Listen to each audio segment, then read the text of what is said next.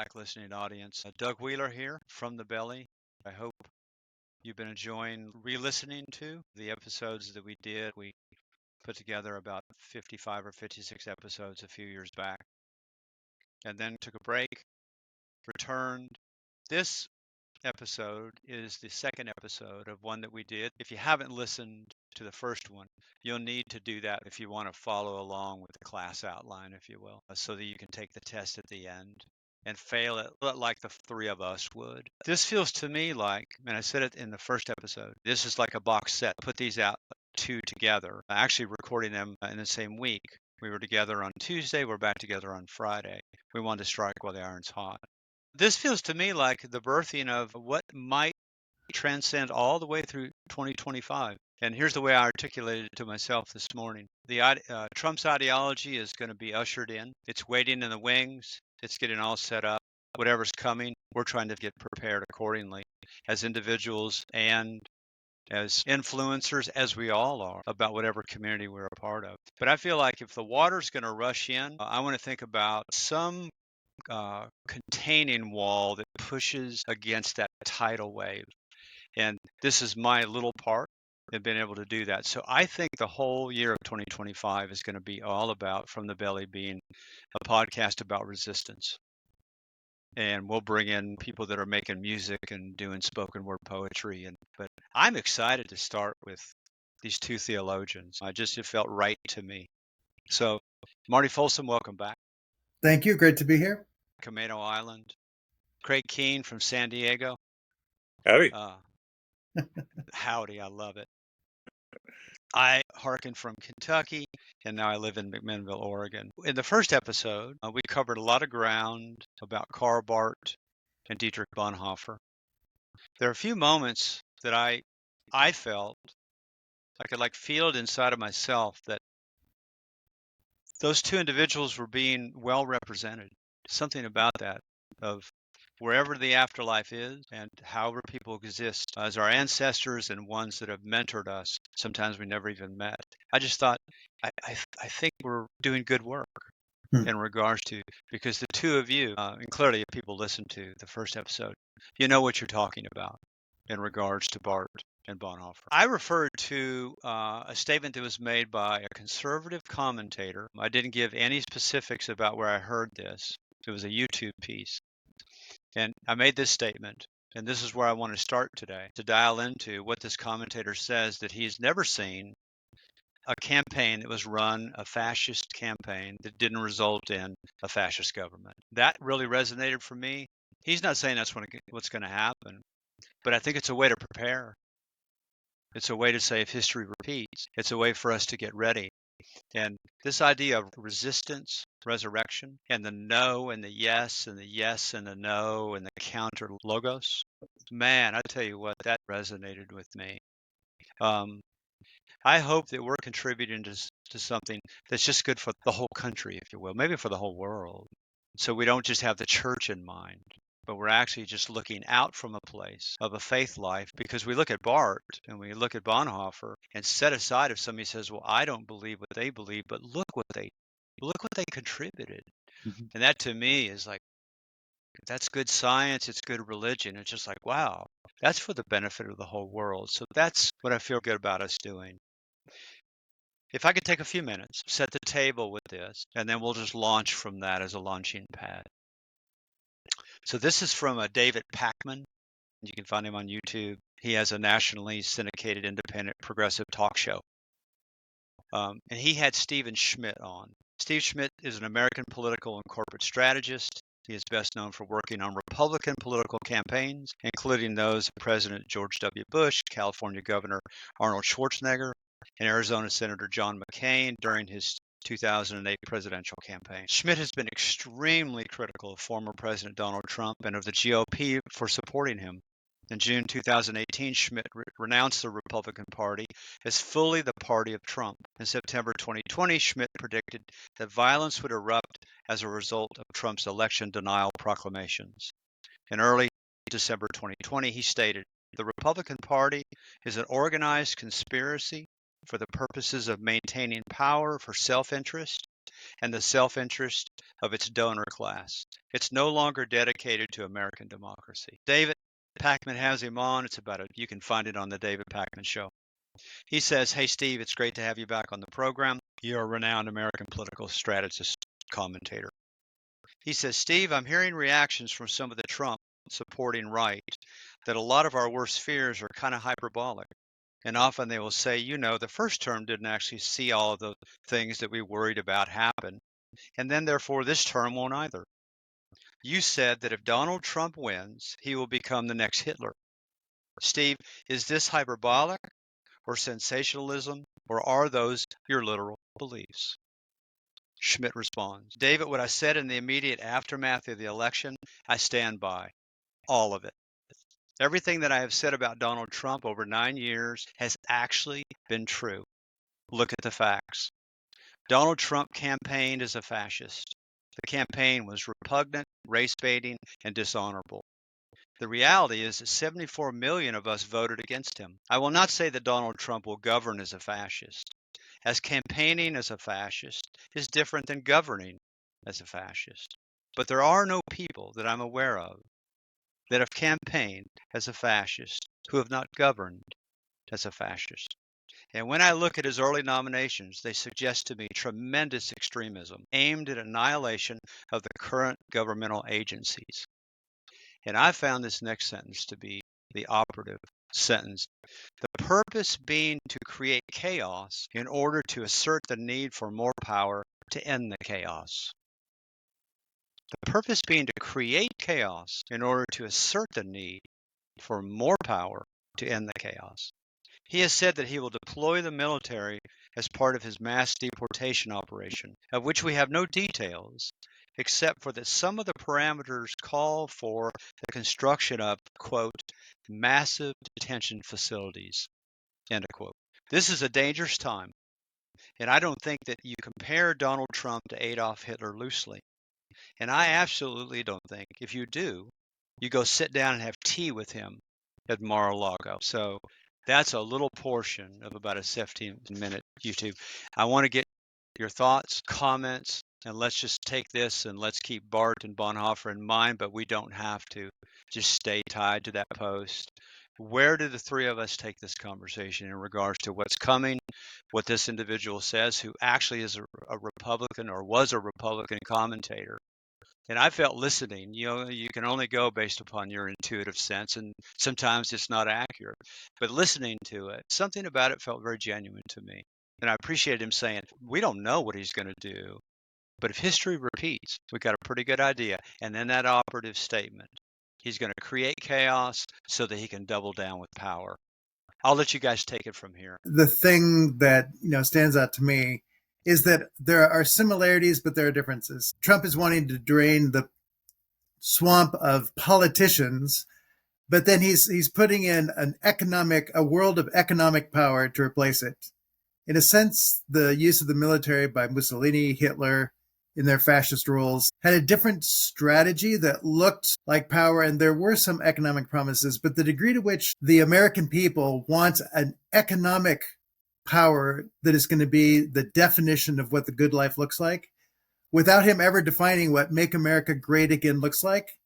And so it's an ideology where the word great is put out there as though there's something there, which allows him to fill it with whatever he wants, and nobody can kind of question it. But it's an idealism that doesn't actually engage in reality.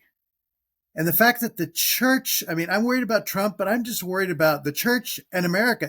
How does the Constitution begin? We, the people of the United States of America, in order to form a more perfect union. That's an idea too, but the nature of the Bill of Rights and all that deals with the particulars of what it means to be humans. In relatively recent history, we've had things in South Africa, Ireland, the South of the United States, where religion and politics get mixed together and become a culture that you can't separate out the religion and the politics and the culture, and that fusion becomes a bomb.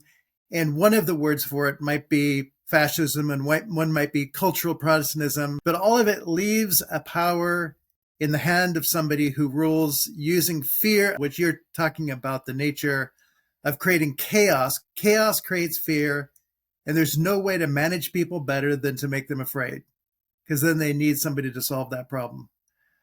So to say we're sitting in a place where the inability to trust government, to trust the news, to trust really anything. We have no institutions at this point. The judicial system, I think people don't know what's going to happen with the military, if that's trustworthy or not, which is a big piece of how fascism maintains its power.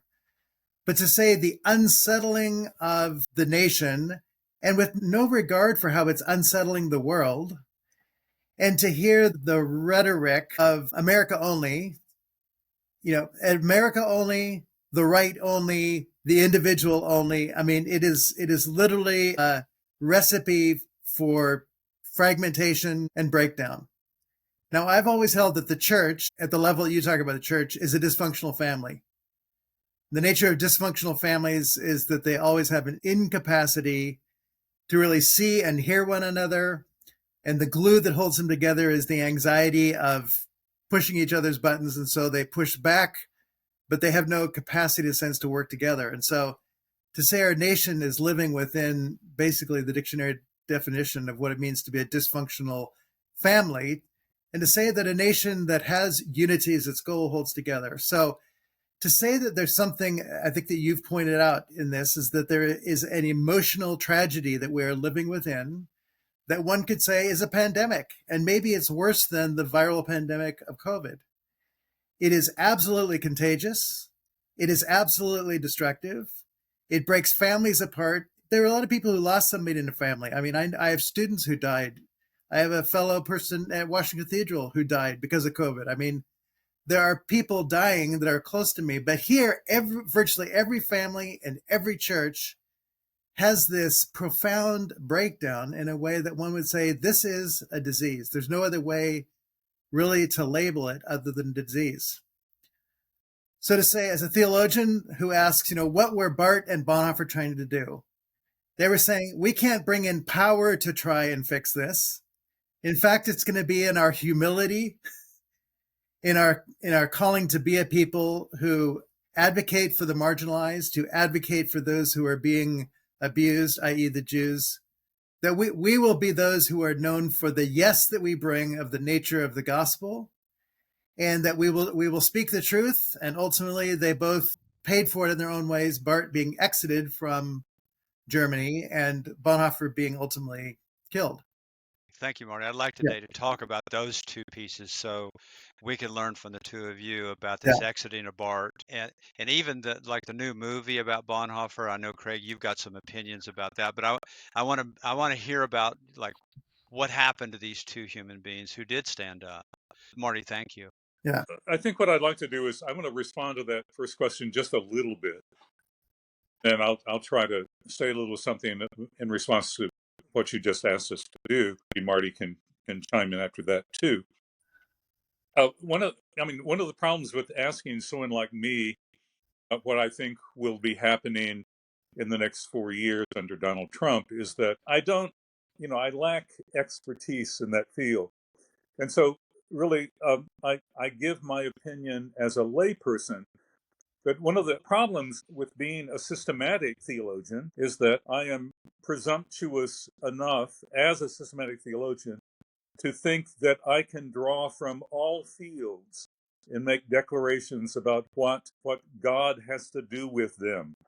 But it is incumbent upon me to admit right up front that that I know I am quite a fallible human being, and my opinions only go so far. And I stand open to being set right, being told where I've missed it. I do want to say that we probably should be clear about what the word fascism signifies.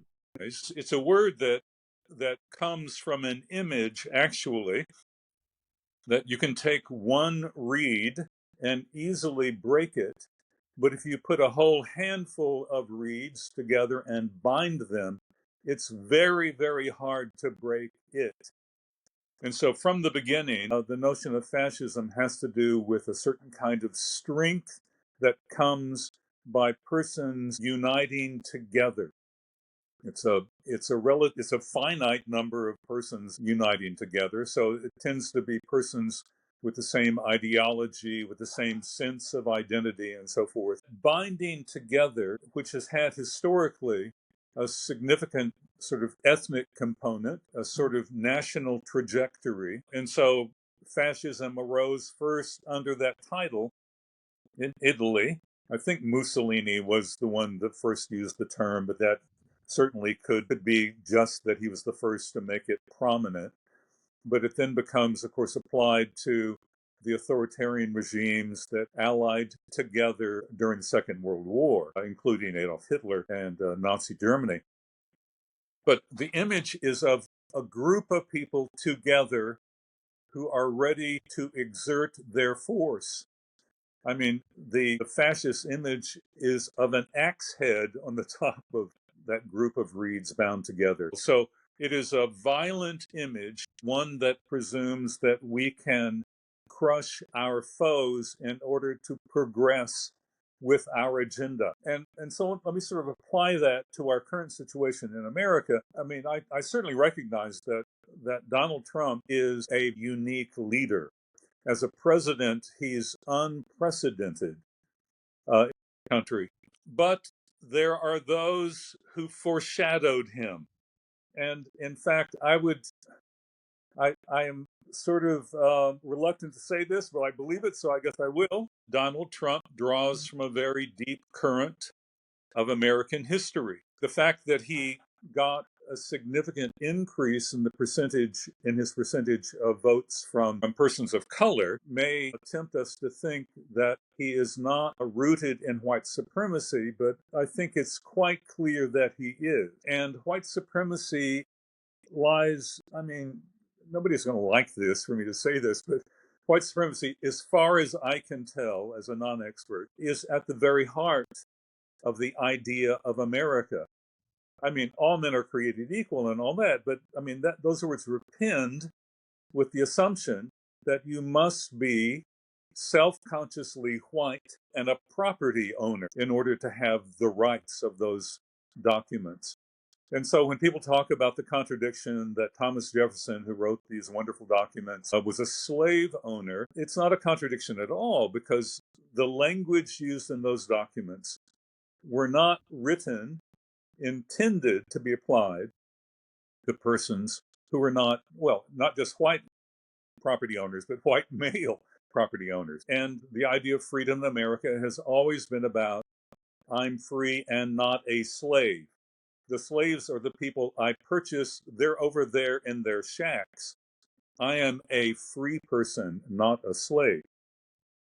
And so along comes Donald Trump, drawing from those traditions, foreshadowed in a very large way by Ronald Reagan, who, of course, is remembered oddly with great fondness by perhaps a majority of Americans. In fact, I think Trump got his Make America Great Again slogan from Reagan. The idea of sort of finding our way back into the deep traditions of America, that's in Reagan. It's a new day, a shining city on the hill, and all that. And so what I see coming with Donald Trump is a resurgence of something that that was losing its steam in the last couple of decades. Not that we had made sort of great strides in overcoming the unfortunate past of America, but, you know, folks were working on it. That's what I want to add. I am not in the least optimistic about what Donald Trump will bring. I'm trying very hard to sort of crawl out of the hole I found myself lying prostrate in after he was reelected. But I do want to hope that he will bring some relief to poor white people who have been profoundly harmed by recent policies.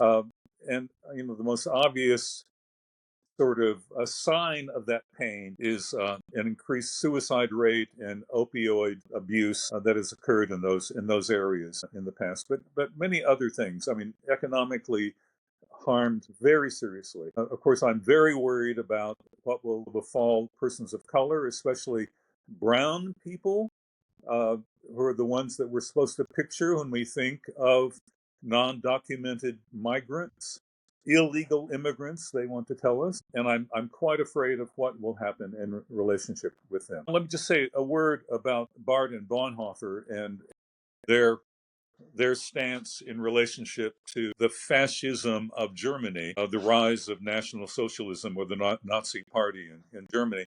Barth was a Swiss citizen, very early spoke out against National Socialism as he taught in Germany. He published a couple of books, actually mostly the first edition to a commentary on Romans, which landed him a job in Germany. Later, the second edition came out, a very powerful work. But as soon as he saw the Nazis rising to power, he spoke out strongly against them. When university professors and other professionals were required to sign an oath of loyalty to the Führer, to Adolf Hitler, he refused to sign it for a very long time, and he only signed it in the end with the condition that he would be loyal to the Führer, to Hitler, only to the extent that he could do so as a Protestant Christian, which didn't make anybody happy. And eventually he was fired from his position at the University of Bonn. And I think he was fired on Friday, was out of work on Saturday, and received an offer to be a professor in Switzerland, his home country, on Sunday. So he was out of work for one day and moved then to Switzerland, his home country. Before he left Germany, he wrote a letter to Dietrich Bonhoeffer telling him, Bonhoeffer was in London at the time, and Barth wrote him and said, listen, I understand why you're there.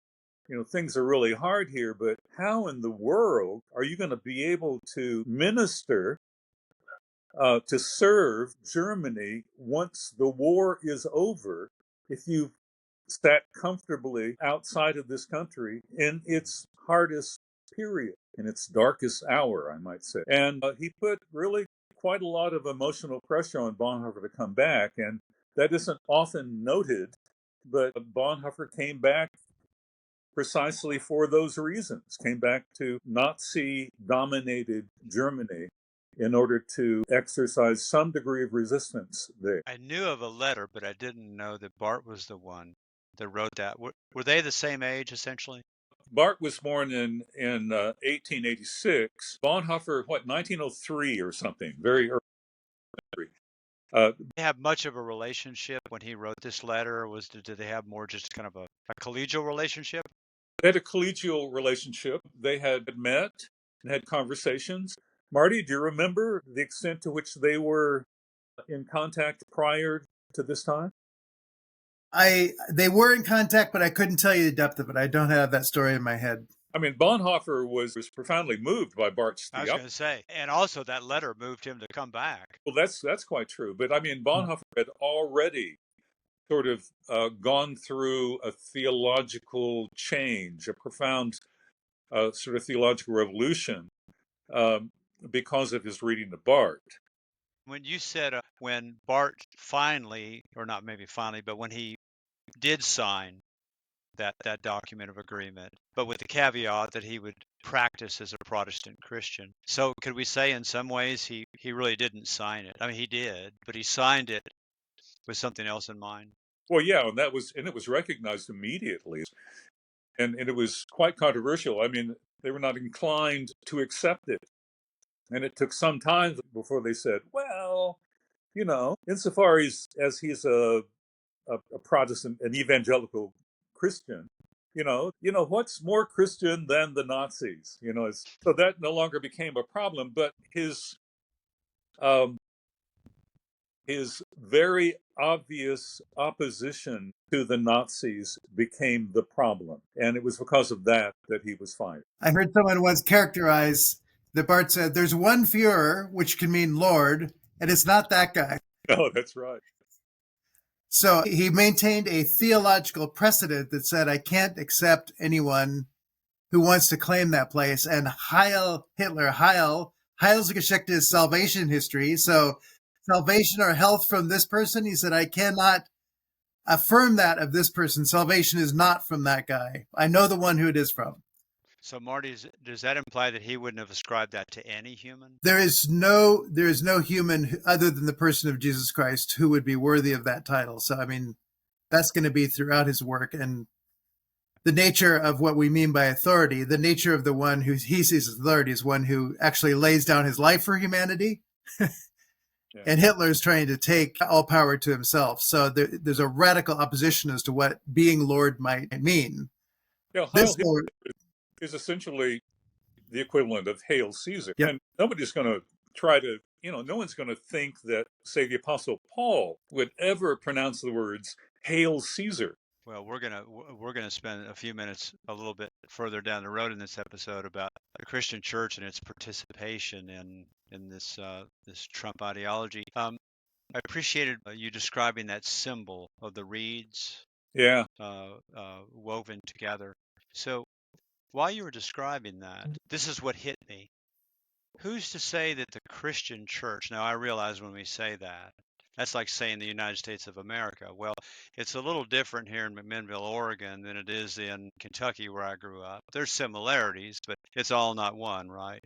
But let's just say the Christian Church throughout the ages, and let's say now I think it's fair to say the majority of the Christian base is the one that might not be a true statement in regards to supporting Trump, but could we actually say that there's a fascist element to many Christian churches, i.e., the way the Christian faith is practiced and pronounced? And isn't there fascist tendencies within that?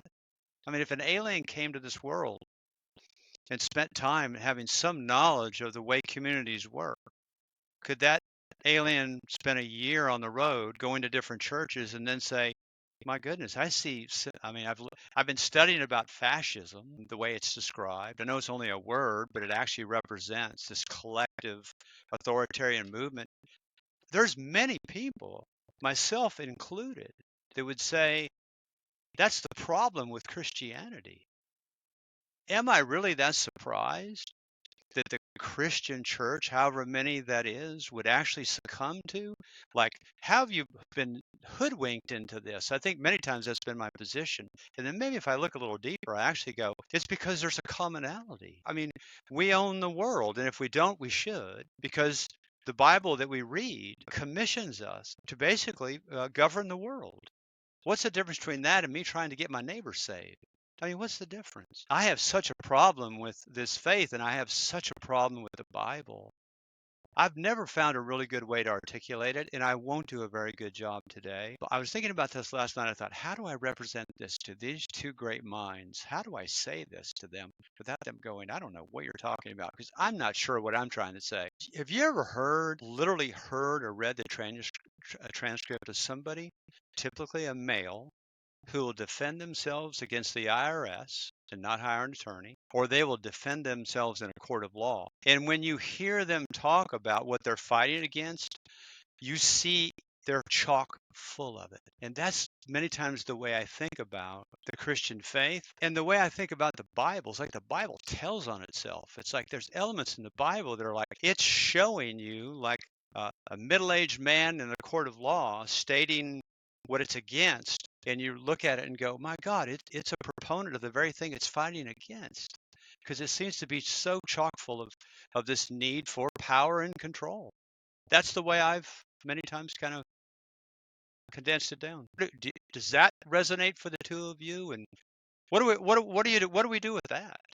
Well, there's so many ways to respond to this. In fact, any response of, sort of here and now from Marty and from me is going to be grossly simplistic.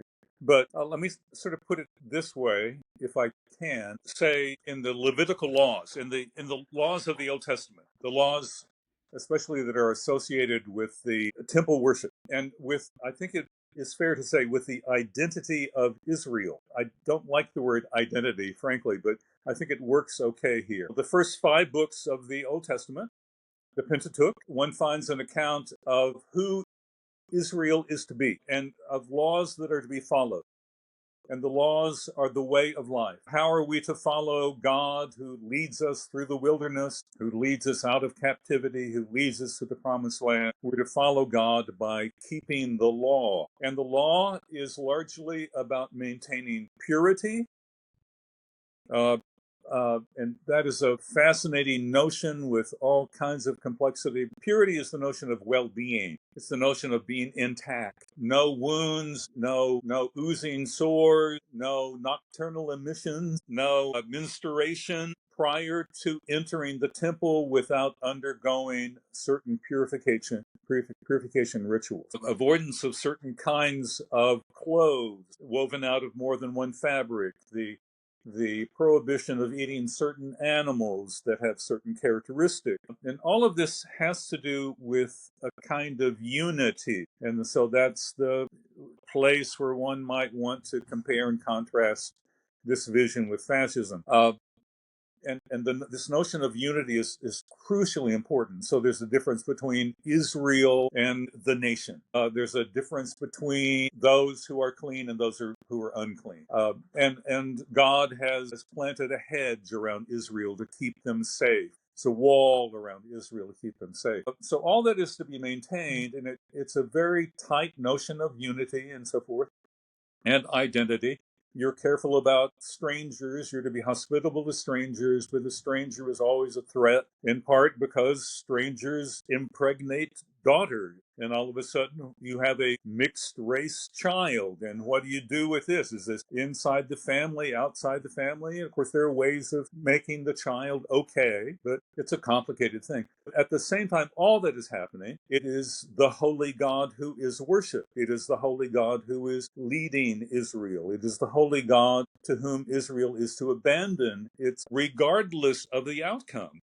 Now, trusting that the outcome will be well-being, health, and strength, and unity of various kinds, but God is to be followed no matter what, and God's ways are not our ways. God is other. To be holy is to be other. And so there is this holiness of God that in some ways decenters, that kind of opens up this notion of unity that is so strong in ancient Israel, and it opens it up so much that you find in the prophets a declaration that the holy God is about to do something strange that will upset the unity of Israel. And there's a prophecy in the book of Isaiah in which Isaiah says, the day is coming when eunuch and stranger will be welcomed into the temple. Now, strangers, those are non-Israelites, The strangers are outsiders. They're migrants, we could say. They're going to be welcomed into the temple. Eunuchs will be welcomed into the temple. Eunuchs were inherently unclean because they had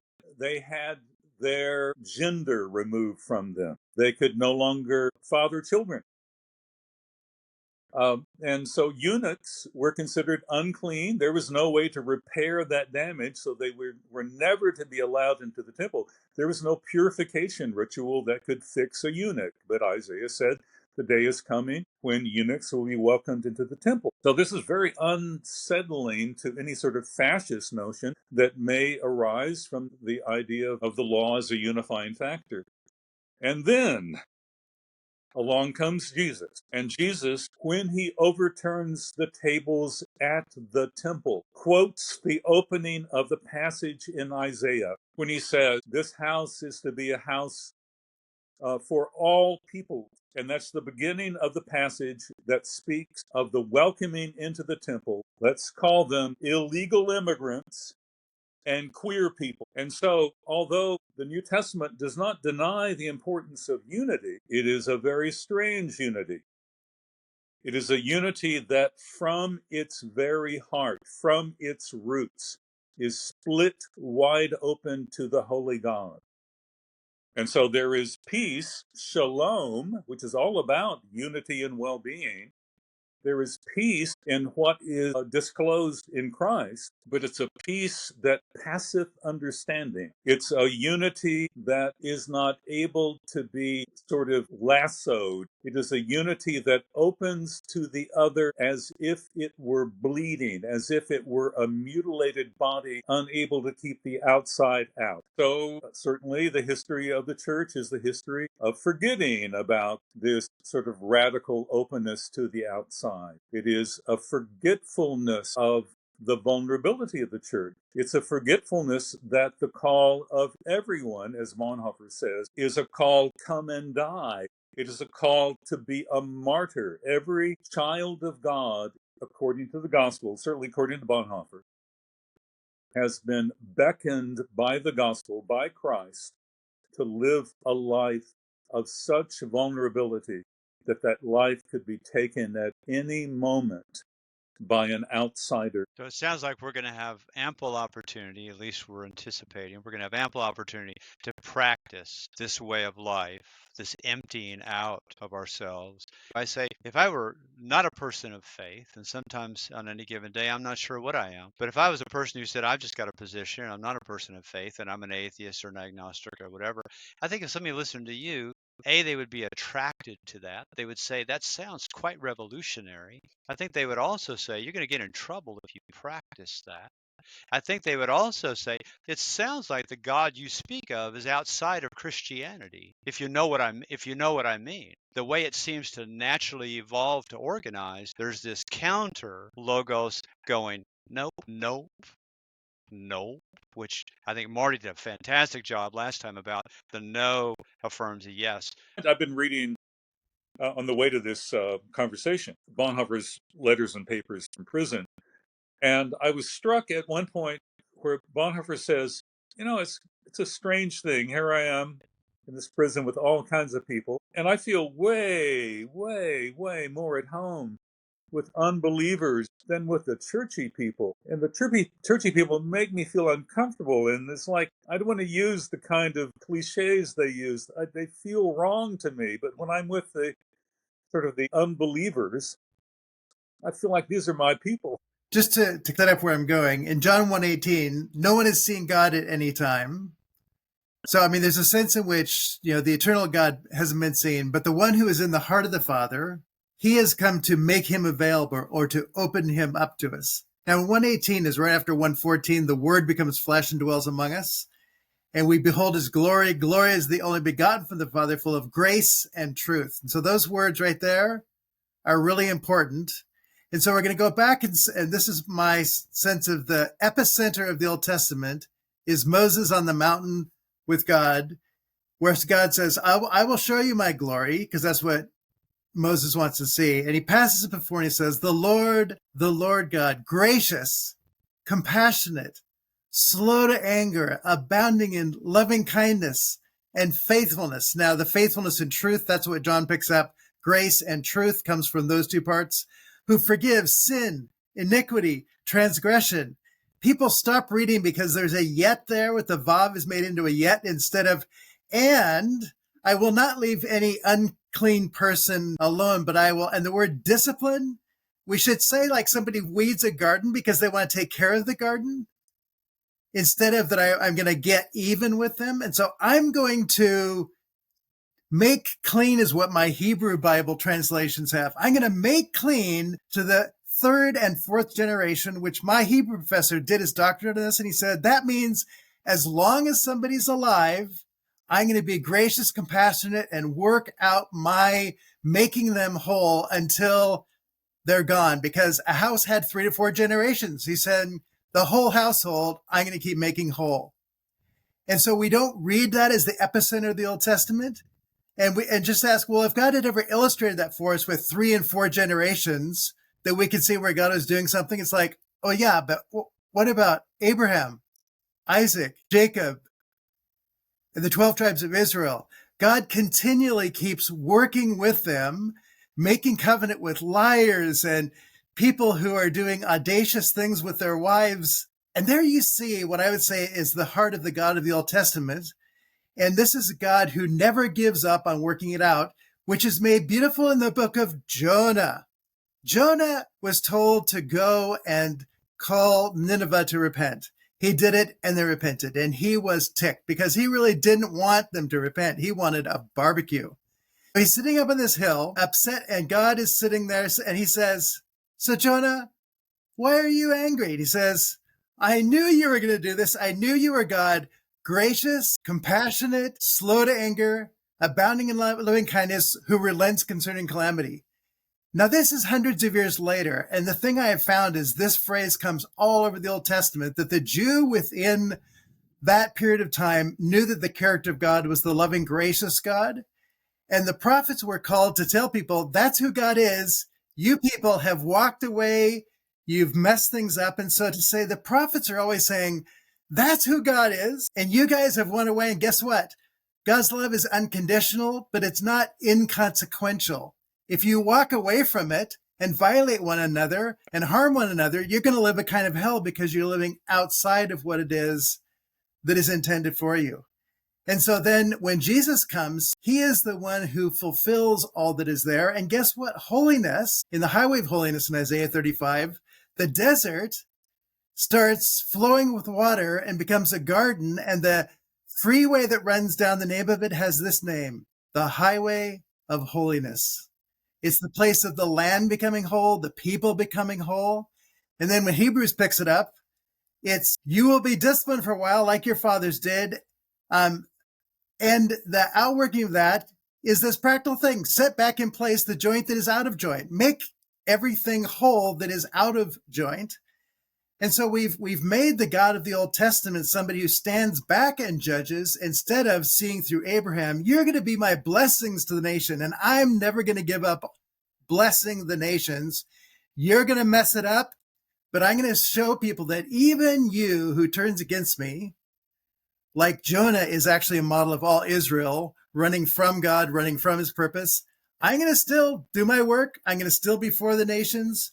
I'm going to still not be the one who's angry, but say, why are you angry? And so this sense that the God from Genesis to Revelation is a God who's not seen until in the person of Jesus Christ, but is heard. And so I talk about hearing the heart of God in the Old and the New Testament. If you recognize he's always committed to bringing a loving presence in the face of unfaithful people. Hey, Hosea, go marry a prostitute. So they'll know what I'm like. I'm faithful. I'm not one who judges prostitutes, people who are outside of the norms of morality. I'm never going to give up being the God who's gracious, compassionate, slow to anger. And I'm going to keep working with you guys until eternity. And so when you get the nature of that and ask, what has the church today become? We've become Jonahs on a bad day, sitting on the mountain, wanting to judge the world and mad at God that he's not doing it so it has our outcomes. And so the church has just lost its way, in a sense, in the same way the Old Testament did. And then you get Paul in Romans, and people think when you start in 119, all the judgments on all these things, that it's like, yep, there's the list, there's the bad guys. But what does he say? You all are that. You're just like the Old Testament people. God's still loving, and you're all like that. And therefore, it's once again, it's going to be God's gracious, loving presence that's going to take all of you and say, you've all messed up. And so guess what I need to do? I need to show love and mercy. And oh yeah, my heart of the Old Testament, I need to show you that here and now. And the church today has lost the heart of God. And therefore, it's trying to externally get people who are moral according to a set of external laws that know nothing of the heart. And so the nature of, what we would need is the church to become like the heart of the Father. And guess what? Like Jesus, who speaks by serving. He cares for the woman at the well, the Samaritan woman. He uses as a model of who's the neighbor. Well, the one who is the neighbor is the Samaritan who does what Israel, in the form of the law and the priest, its religious forms, wouldn't do. He's the one who's modeling my character.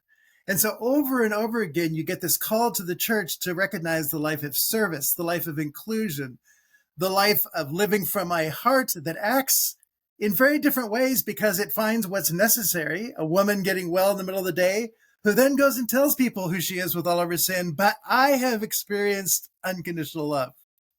Thank you, Marty. So we continue to ask if Trump and his clan follow through. There's going to be some at a public scale. There's going to be some very dastardly things. It's not like these things aren't happening now in ways that maybe aren't maybe they're a little bit hidden, but it sounds like there's enough brashness that he's going to clean house the way he does. He's going to function like he does in business. What's this going to cost us? Not so much what's it going to cost the church, but what is it going to cost people who say, I'm going to fight back? Craig, you made a statement about, and when you said it, it shocked me actually.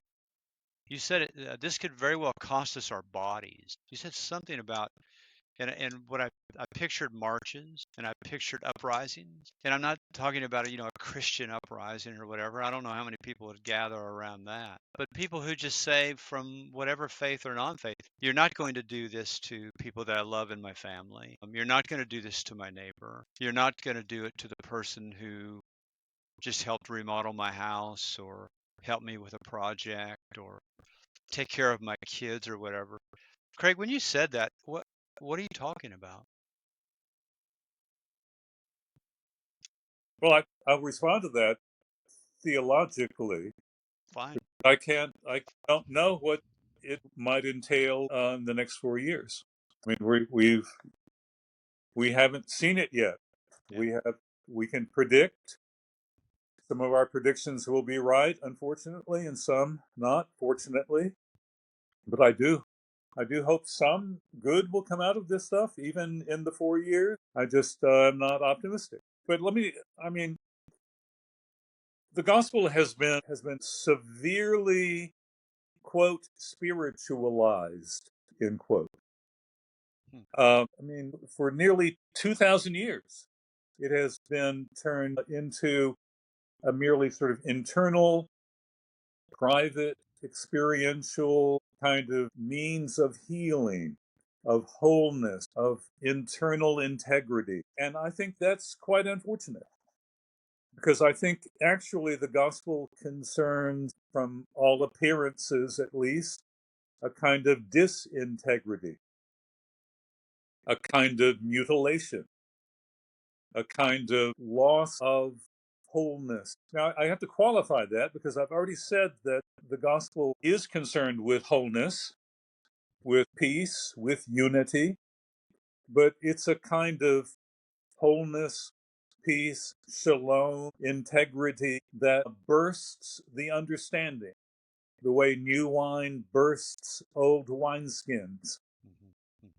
And so there's a peace here, a unity, a wholeness, an integrity, but it passeth understanding, to use King James lisping. And the image of that, which is so important to keep before us, is the image of the resurrected body of Jesus.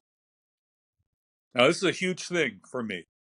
There may not be an important image to me than the image of the resurrected Jesus. Typically, we think of the resurrected Jesus as a kind of glowing, sort of tannish pink figure with his hair in place and eyes sort of delighted. But the Gospel of Luke and the Gospel of John make clear, they go out of their way, in fact, to point out that his body was not intact. He retained the wounds of crucifixion. And of course, in the Gospel of John is famous for Jesus inviting Thomas to put his fingers, his hand, in the wounds on Jesus' body, his hands, his side, his feet. But if he has those wounds, he's got all the others too. He's got a forehead, a head that is torn open by a crown of thorns. We should also imagine his body as the body in the aftermath of scourging. Scourging, scores of blows from a whip with multiple leather thongs with sharp and hard objects tied to the end of them.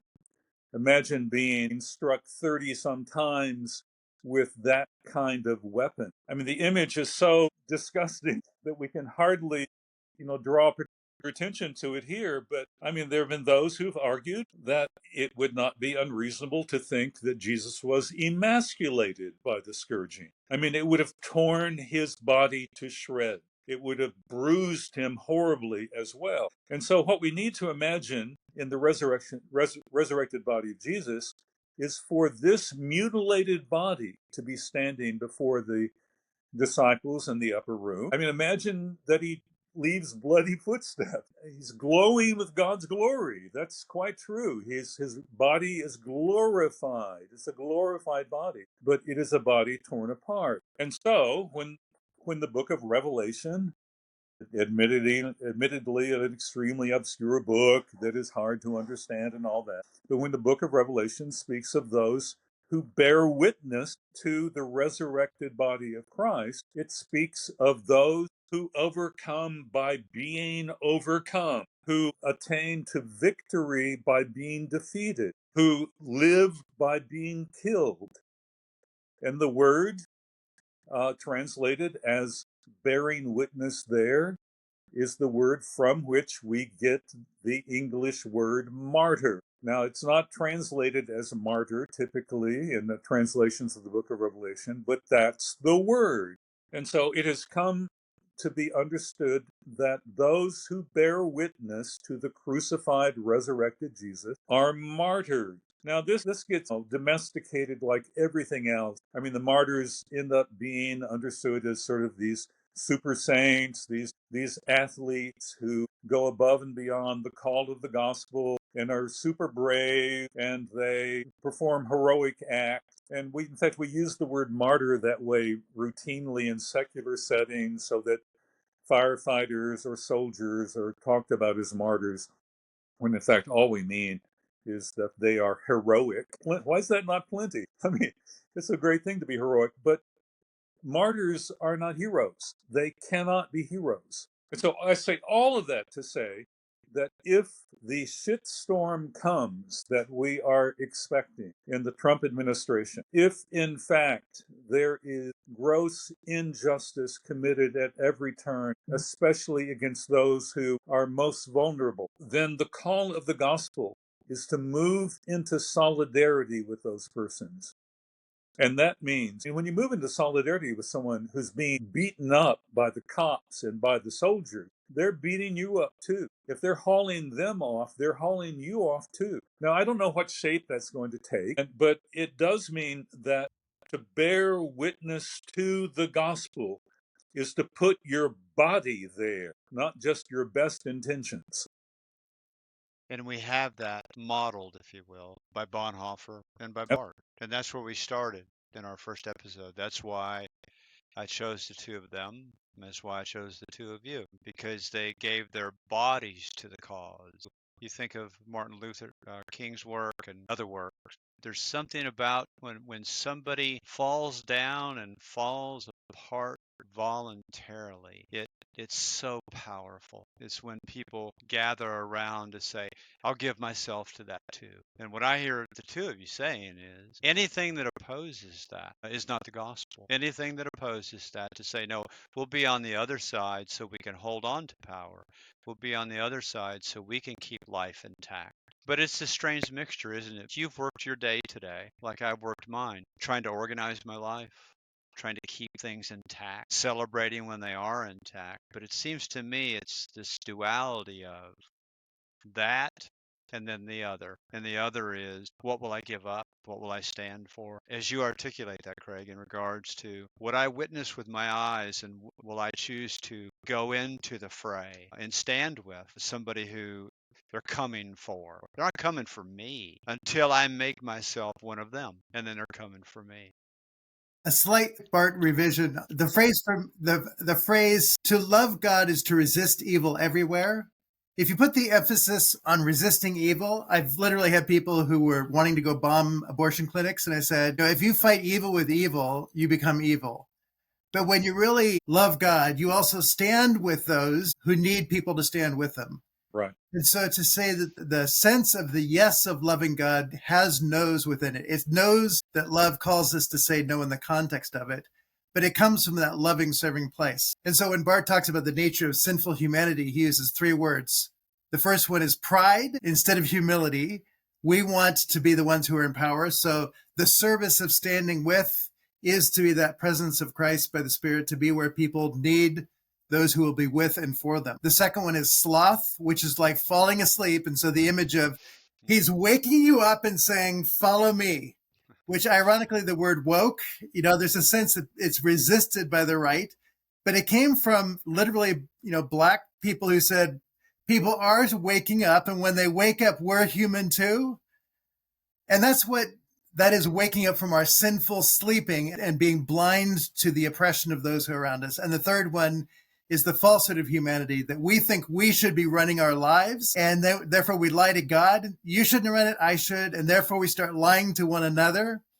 And so to say the outworking of the lie penetrates everywhere. And so we can't even see the other. We can only see ourselves and maintain control and power for ourselves. We can't see Jesus. We can't see our neighbor. And we end up not even being able to see ourselves because we become our own illusion to ourselves in a sense. And so if you just we are living in a place where the nature of pride, being asleep, lying about everything is the disease that unfortunately has swarmed into the church in parts of it. There are obviously parts of the church that call for humility and they call for standing with. But to say there's something there about saying there's a capacity to be doctors of the church, to recognize we begin with the church because they are the witnesses, the martyrs. They are the ones who represent the living Christ, and we have been crucified with Christ and no longer live, but he lives innocent through us. And the life we now live, we live by his faithfulness, the one who loved us and gave himself for us. And therefore we give ourselves to our neighbor, and we become the serving, humble presence who speaks the truth in love. And that matters. Amen. That's the final word tonight. That is the final word. Marty, Craig, thank you so much. And I think what we ought to do, maybe we'll wait to see what goes down in January, and maybe we'll gather together in February and we'll say, okay, we were talking pre, now we're talking post. So Yeah. let's talk about what's happening. Let's talk about where we are with things personally and kind of what community we're a part of, if we're a part of any community. Yeah. I'd love to hear feedback from listeners too. I mean, I think the dialogue, that we're not just dialoguing here, that I'd love to hear what others comes up for them. Yeah. Great. So guys, thank you. Bless you both. I'm grateful. Bless you as well. Thank you very, very much.